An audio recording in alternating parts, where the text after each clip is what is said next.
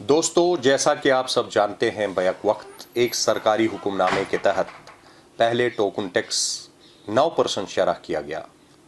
और अब दूसरे हुक्मनामे के तहत रास्ता पर चलने वाले हर बैरून रियासत की गाड़ियों को रोक कर सीज करने का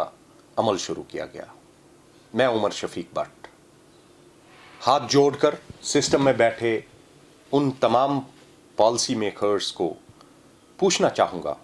कि खुदारा मुल्क के बाकी हिस्सों में अगर टैक्स की शरह 3%, 6%, 7%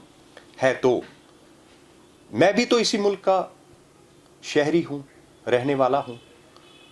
मेरी गाड़ी भी तो इसी मुल्क की गाड़ी है, तो ये भेदभाव क्यों? तो ये इतना नाइंसाफ़ी का मंजर क्यों? आज फिर एक आम आदमी हाथ जोड़कर हुकूमत वक्त एडमिनिस्ट्रेशन से इस 9% के भारी टैक्स को ख़त्म करने की इल्तिजा करता है। मैं मेरे डीसी साहब जो एक डायनामिक लीडरशिप है, आपसे गुजारिश करना चाहूँगा, डिविजनल कमिश्नर साहब के साथ, कमिश्नर सेक्रेटरी साहब के साथ, प्रिंसिपल सेक्रेटरी साहब के साथ मिल बैठकर इस भारी टैक्स के बोझ को ख़त्म करके आवाम दोस्त का हाथ आगे बढ़ाएं। इस लगातार कई सालों से जम्मू व कश्मीर को बहुत सारी परेशानियों से दो चार होना पड़ा, आपसे छुपा नहीं है। मैं एक आम आदमी इस हालत में नहीं हूँ। मुश्किल से कर्जा लेकर 2-3 लाख रुपए की जो गाड़ी ली थी, उसका फिर एक बार टैक्स के नाम पर 9% टैक्स अदा करने की मेरी सकत नहीं है। मैं इतना बड़ा बोझ नहीं उठा सकता। आखिर क्यों? आखिर ये कहाँ का इंसाफ है, ये कहाँ की इंसानियत है? मैं सिस्टम में बैठे उन सब अफसरान और हुक्मरान से कह देना चाहता हूँ, ये जो गरीब आवाम आज की डेट में कोविड से भी दो चार हैं, मुश्किल हालात से गुजर रहे हैं, खाने के लाले पड़े हुए हैं, ये जो गाड़ियाँ, पुरानी गाड़ियों का कारोबार करने वाले नौजवान जिन्होंने अपना सारा पैसा इस कारोबार में इन्वेस्ट किया है, क्या इनको ये जहन में था कि ये 9% टैक्स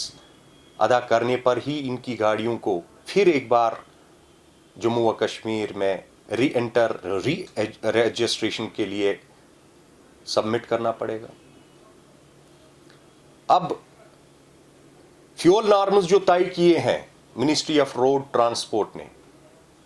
BS4 के नाम पर, 2010 से पहले तक की जो गाड़ियां एक कसीर तादाद में जम्मू व कश्मीर में मौजूद हैं, BS4 के नाम पर ये गाड़ियां रजिस्टर नहीं होंगी, तो क्या ये रजिस्टर्ड न किए गए गाड़ियों को स्क्रैप कर देना है? इनकी जो ओरिजिनल वैलिडिटी है, इनका जो ओरिजिनल टैक्स वहां की रजिस्टरिंग अथॉरिटी ने हासिल किया है, क्या वो ज़ाया हो जाएगा? वो आवाम जो आज एक परेशान कुन हालत में है, अब चूंकि ये अदालत आलिया में केस पहुंचा है, वहां से राहत की एक सांस कुछ देर के लिए मिली है, लेकिन मैं समझता हूं कि ये राहत की सांस ट्रांसपोर्ट डिपार्टमेंट और सिस्टम में एडमिनिस्ट्रेशन, प्लानिंग डिपार्टमेंट और पॉलिसी मेकिंग अथॉरिटीज़ को तय करना होगा कि कैसे यहाँ की आवाम के लिए राहत आसानी के हाथ आगे बढ़ाए जाए। मैं आज फिर एक बार हाथ जोड़कर सिस्टम में बैठे उन सब अफसरान, उन सब अथॉरिटीज़ से गुजारिश करना चाहूँगा, जम्मू व कश्मीर में गलत गाड़ियों को अगर रोकना है तो गलत गाड़ियों को रोकने के लिए हमारे पास बेहतरीन पुलिस फोर्स है, जम्मू व कश्मीर पुलिस, और बहुत सारी एजेंसीज़ है जो इस काम को डिफ्रेंशिएट करके गलत को और सही को डिफरेंस बना सकते हैं। लेकिन जो सही गाड़ियां चलाने वाले लोग हैं, जो गाड़ियों में सही कागजात हैं, उन गाड़ियों को चलाने का मौका दिया जाना चाहिए और उनकी जो ओरिजिनल वैलिडिटी है,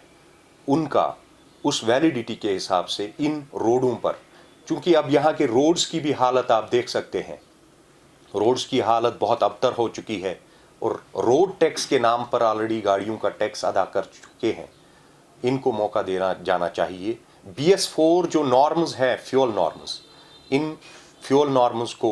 مد نظر رکھ کر ان کی ری رجسٹریشن پاسبل نہیں ہے، لہذا ایسی گاڑیوں کو چلنے کا موقع دیا جانا چاہیے. اور جب تک عدالت عالیہ ہم سرخم ہے عدالت عالیہ کے ان آرڈرز کا جو آنے والے وقت میں ہمیں ملیں گے، تب تک ہم ان گاڑیوں کو چلانے کے لیے عوام کو ایک راحت کی جو